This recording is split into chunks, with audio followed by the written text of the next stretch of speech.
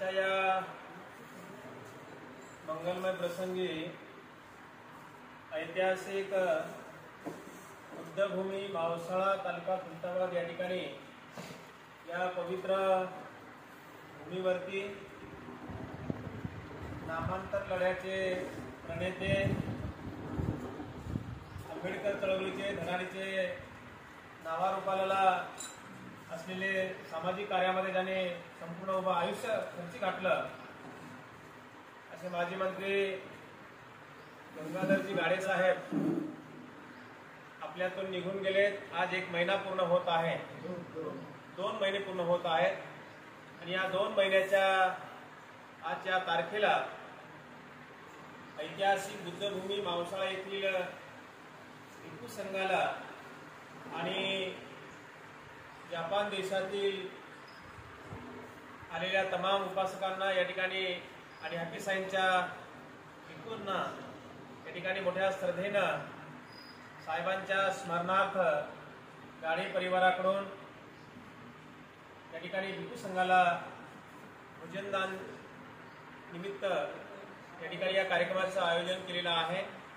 तेव्हा कार्यक्रमाला सुरुवात करत असताना बौद्ध धर्माच्या विनयाला अनुसरून मी आईंना सूचना करतो. महाकारुणिक तथागत भगवान बुद्ध, महामानव बोधिसत्व डॉक्टर बाबासाहेब आंबेडकर यांच्या प्रतिमेचं पुष्प धूप दीपाने या ठिकाणी पूजन करून ज्यांना आज आपल्यातून निघून 2 महिने पूर्ण झाले असे नामांतर लढ्याचे प्रणेते आदरणीय कालकथित गाडे साहेब यांच्या प्रतिमेला पुष्पहार अर्पण करावा असं मी आईंना या ठिकाणी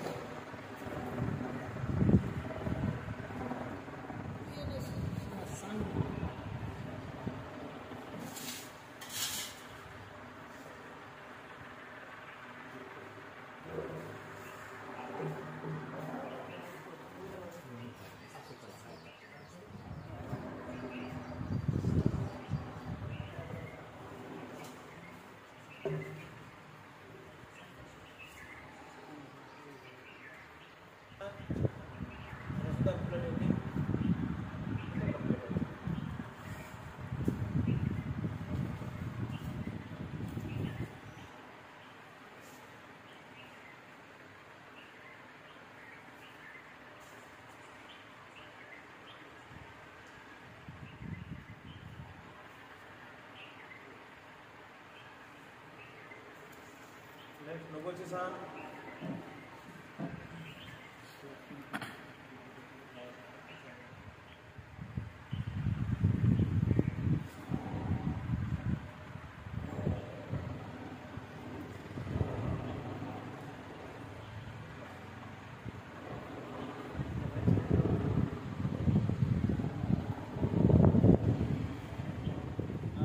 Next, Naoko.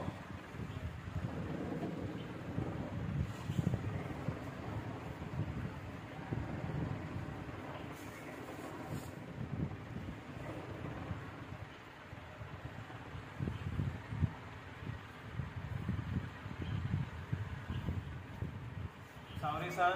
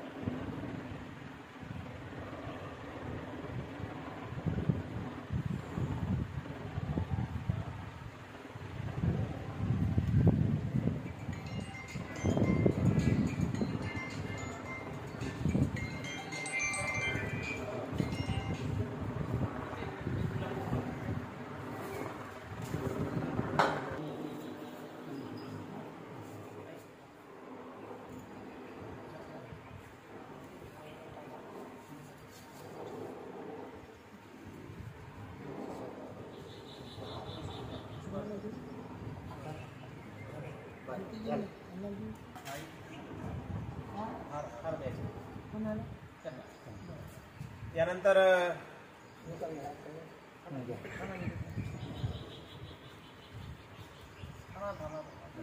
बुद्धभूमी महोत्सवाच्या या सेंटरवरती जपानहून आलेल्या धर्मगुरूंचा या ठिकाणी आज आपण स्वागत करत आहोत.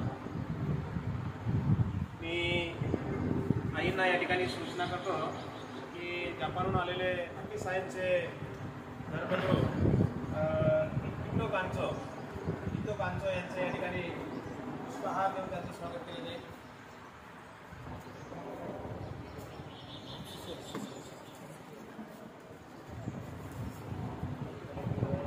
तर माई-सान यांचं स्वागत आई करतील. नोगुची-सान यांचं सुद्धा या ठिकाणी आई पुष्पहार देऊन स्वागत करतील.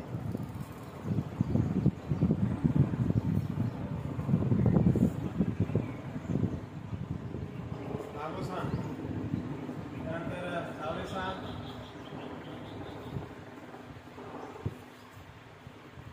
मिस्टर कानाजावा,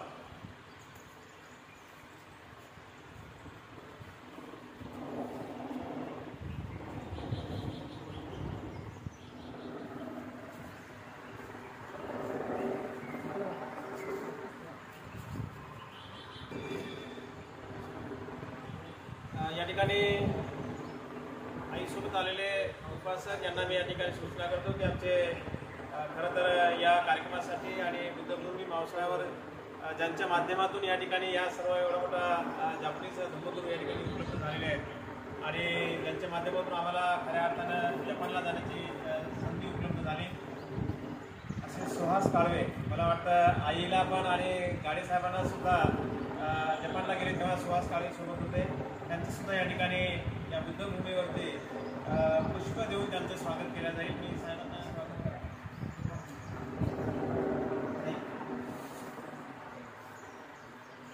आयुष्यमान सुभाषराव नाईक यांना सूचना आहे की स्वागत करावं.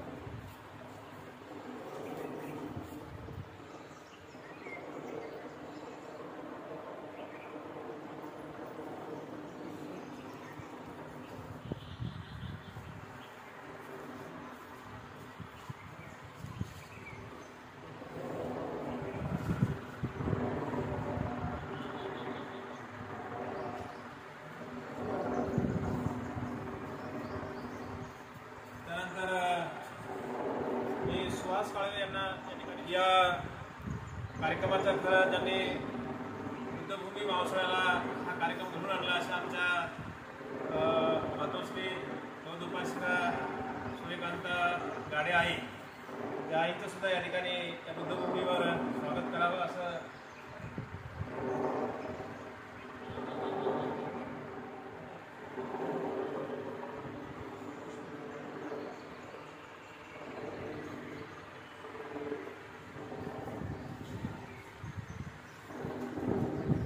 ताईंचं सुद्धा या ठिकाणी आपण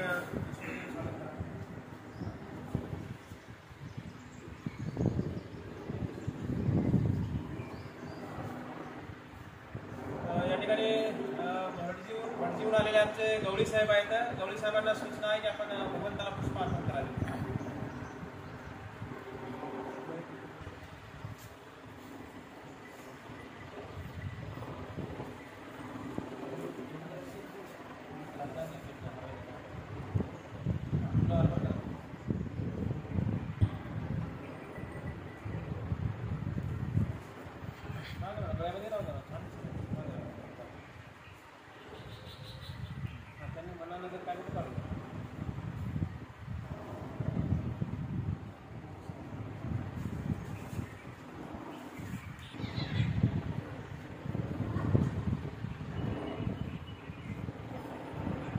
यानंतर या ठिकाणी त्रिशरण पंचशील होईल.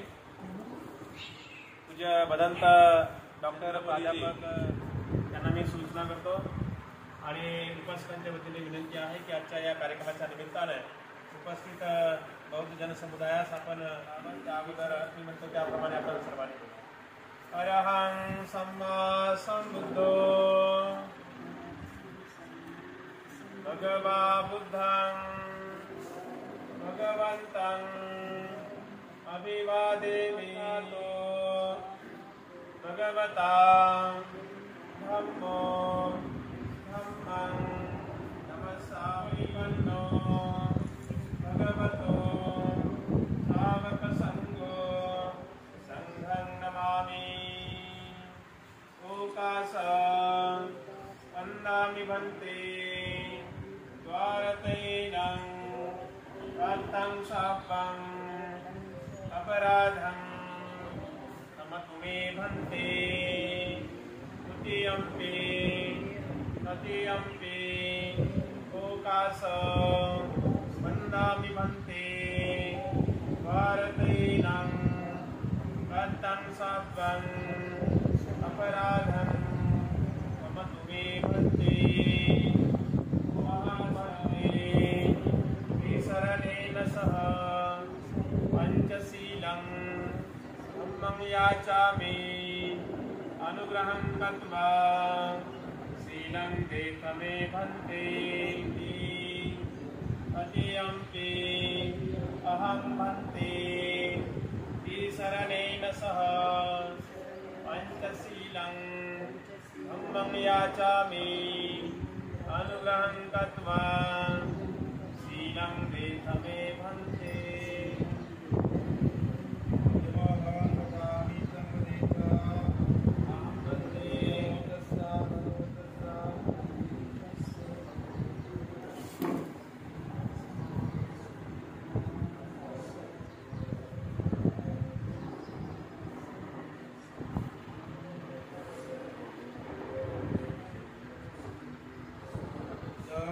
शरणं गच्छामि धम्मं शरणं गच्छामि संघं शरणं गच्छामि द्वितीयम्पि बुद्धं शरणं गच्छामि तृतीयम्पि धम्मं शरणं गच्छामि तृतीयम्पि संघं शरणं गच्छामि शरणं गच्छामि. पानातिपाता वेरमणि सिक्खापदं समादियामि. दाना वेरमणि सिक्खापदं समादियामि. कामेषु मिच्छाचारा वेरमणि सिक्खापदं समादियामि.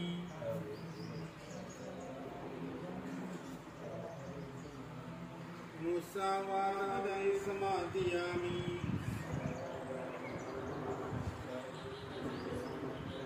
दुरामेरयमज्जपमादत्थाना वैरमणि सिक्खापदं समादियामि.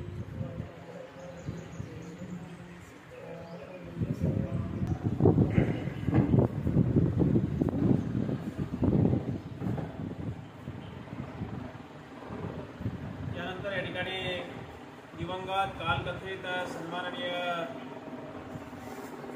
गंगाधरजी गाडे साहेब यांच्या 4 महाभूत 5 उपादान स्कंधांना आणि त्यांच्या सर्व जे काही त्यांच्या जीवनामध्ये त्यांनी जे काही कुशल कर्म सत्कर्म केला असेल त्या कुशल कर्मांना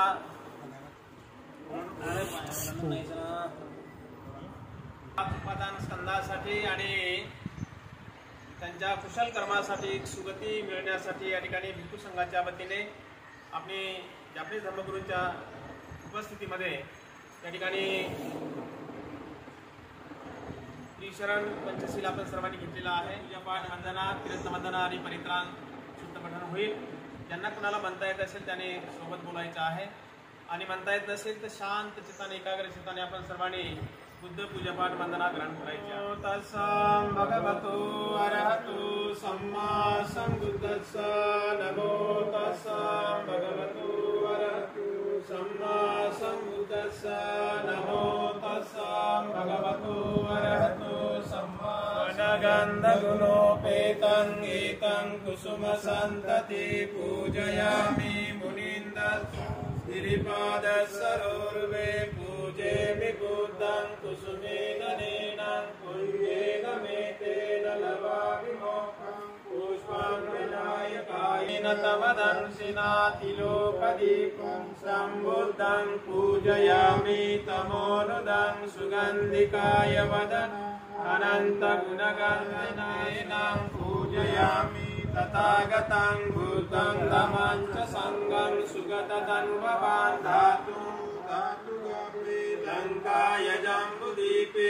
तिदशपुरवरे नागलोके चतुर्पे सापे बुधासबिम्बेताय समूले निसिन्नो वंशम्भारी विजयङ्गका पत्तु सापयुतं सौतिपादकं इमे महाभूति नमस्सामि बोधिराजा नमस्तुते बोधिराजा नमस्तुते बोधिराजा नमस्तुते इति विशो भगवा अरहं सम्मा सम्बुद्धो लोकविदो अनुत्तरो पुरुषधम्मसारथि सत्ता देव मनुष्यानं बुद्धो भगवाति भूतं जीवितपर्यन्तं शरणं गच्छामि. स्वकारो भगवता धम्मो सन्दिष्टिको अकालिको यैपासिको औपनायिको पच्यतं वेदिको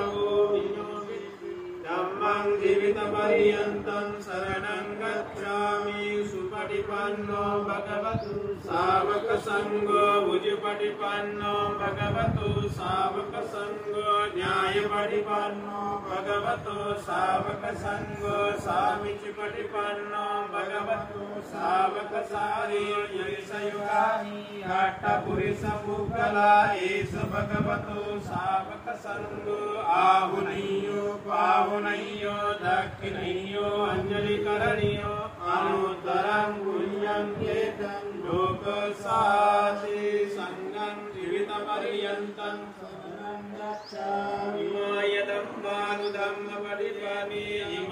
धम्मानुधम्मपटिपत्या धम्मं पूजयामि. इमाय धम्मानुधम्मपटिपत्या संघं इमाय पटिपत्या जाति जरा मरणं महापरिमुञ्चसामि. इमेनं पुण्यकमेनं मामे बालसमागमो सन्तं यावनिपणपत्या देवो वसन्तु कालेन सम्पत्ति हेतु च पीतो भवन्तु लोको च राजा भवतु धम्मिको.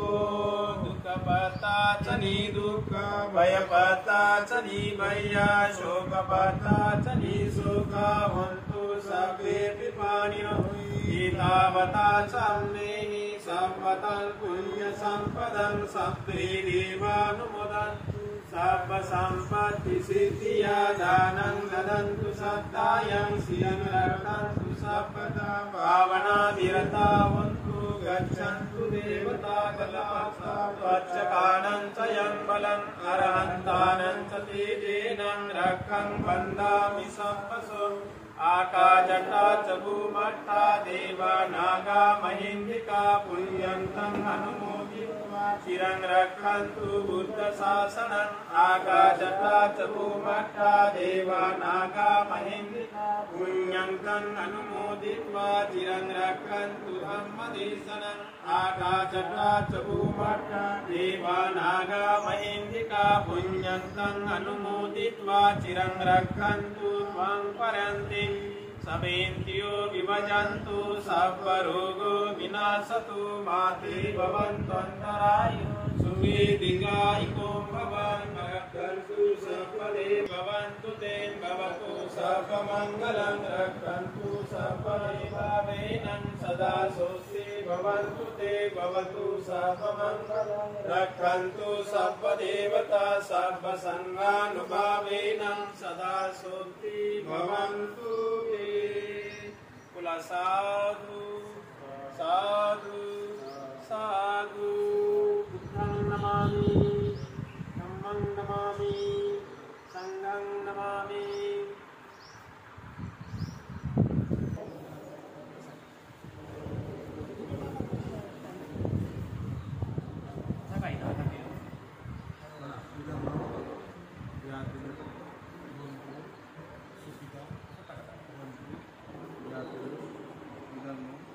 यातिनो भवन्तु सुखितातो इदं यातिनो भवन्तु सुखिता भवन्तु यातिनो उचितं पुरुषां क्रियां कृपामेव समेजतु सवे पुरन्तु चिरसङ्कल्पचरणः मनोज्योतिरसो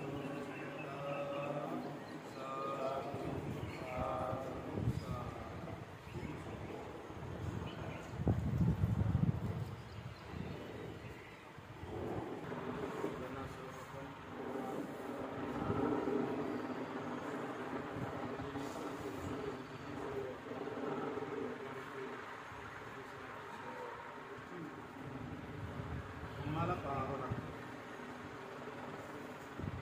अनात्मवाद अत्यंत महत्वाचा सिद्धांत असून बौद्ध धर्माचा जो काही डोलारा आहे त्यावरती उभारलेला आहे.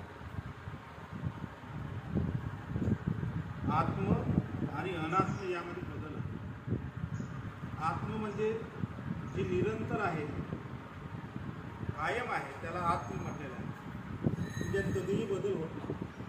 त्यांनी याच्या विरुद्ध सांगितलं की प्रत्येक गोष्टीमध्ये बदल होत आहे, प्रत्येक घटना बदलत आहे, वस्तू बदलत आहे, रूप बदलत आहे, विचार बदलत आहे आणि त्या परिवर्तनाला अनात्म असं म्हटलेलं आहे.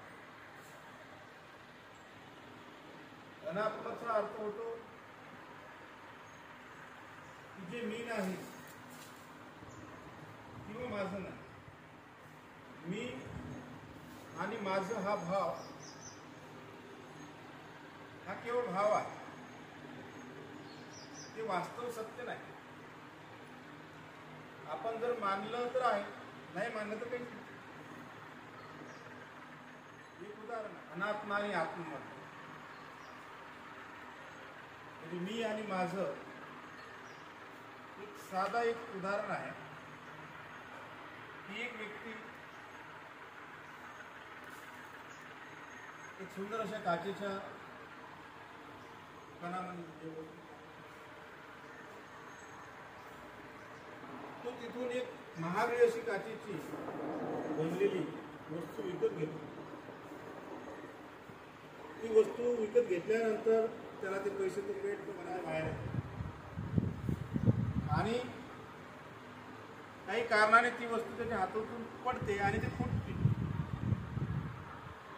त्यावेळेस त्याच्या मनाची भावना काय रे? दुःखी होईल का? त्यांनी विकत घेतली होती म्हणून त्यांनी माझी वस्तू किंवा ती वस्तू मी आहे किंवा माझा बदलले.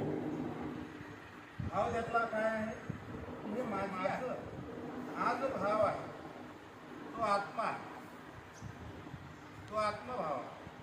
बुद्धाने सांगितलं की अनात्म याच्या व्यतिरिक्त आहे. या विश्वामध्ये आत्म नावाचं सगळं काही अनात्म आहे. मी नाही, माझं नाही. ही जी मी पहिली अटॅचमेंट आहे स्वतःवरती फळामध्ये सर्वात मोठी बाधा आहे. म्हणजे धर्मातील फळ प्राप्त करून घेण्यासाठी ही जी काही प्राथमिक स्वरूप आहे अनात्मवादाचं, तर ते अत्यंत महत्वाचं आहे. जोपर्यंत आपण आपल्या डोक्याचे होणारे पांढरे केस, पिकणारे केस आपण थांबू शकत नाही. आपण आपल्या हृदयाचे स्पंदन आपण थांबू शकत नाही. ती त्यांच्या गतीने चालत राहतात. हे कंटिन्यू सुरू आहे. नावाची किंवा माझं नावाची कुठलीही वस्तू नाही, सगळं अनात्म. आणि ही दृष्टी केव्हा विकसित होते की जेव्हा सद्धम्म जाणतो प्रॅक्टिकल स्वरूपामध्ये, थेअरी स्वरूपामध्ये नाही. थेअरी स्वरूपामध्ये आपले 84,000 सूत्र पाठ असतात, उपयोगाचे नाही. पण प्रात्यक्षिक स्वरूपामध्ये एक गाथा आणि त्याच्यावरती प्रॅक्टिस त्या 84,000 सूत्रापेक्षा प्रभावी, कारण ते प्रॅक्टिकल. अनात्मवादाच्या वेदना ह्या कमी होतात. म्हणून अनात्मवाद हा प्रत्येक, कारण त्याशिवाय धम्मामध्ये आपण प्रगती करू शकत नाही. आणि धम्म हा विज्ञानवादाला अनुसरून असल्यामुळे यामध्ये असं अंधश्रद्धा नाही आहे, यामध्ये डोळस आहे. तुम्ही तर्कबुद्धीने विचार करू शकता की ज्यावेळेस मी आणि माझा हा भाव संपुष्टात येतो, काहीच राहत, जो अहंकार जो असतो तो पूर्णपणे डोळून जातो. म्हणून मी आणि माझं अटॅचमेंट आहे युक्त दुःखाचं स्वरूप. पायामध्ये जर काटा जर मोठा असेल तर अधिक वेदना, म्हणजे पायामध्ये काटा जर मोठा जर झोपलेला असेल तर अधिक वेदना होतात. कोई नाथो परोसिया अत्तही अत्तनो गती, म्हणजे अत्तही अत्तनो नाथो, तुम्ही तुमचे स्वतःचेच नाथ आहात, तुमचा कोणीही दुसरा नाथ नाही. आणि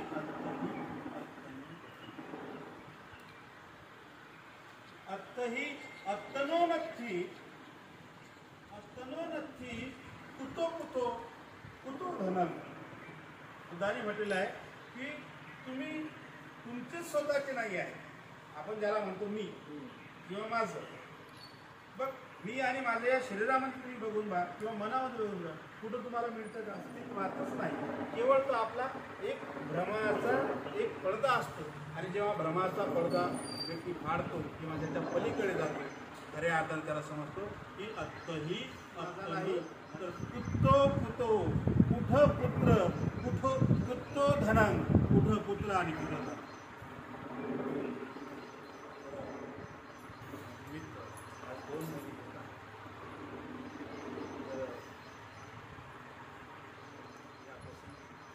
खरं म्हटलं तर शरीरावर जर आघात झाला त्याच्यावर बलप्रयोग करता येईल, कारण ते दिसते. पण मनावर जर आघात झाला तर असं कुठलं शास्त्रज्ञांनी कुठलं औषधी शोधलेली नाही की त्या मनाला बलप्रयोग करता येईल किंवा औषधी देता येईल किंवा गोळी देता येईल. म्हणून मन आहे जे दुःख आहे ते कमी झाल्याचं हाच एक उपाय आणि या ठिकाणी सर्वांचे साधू सा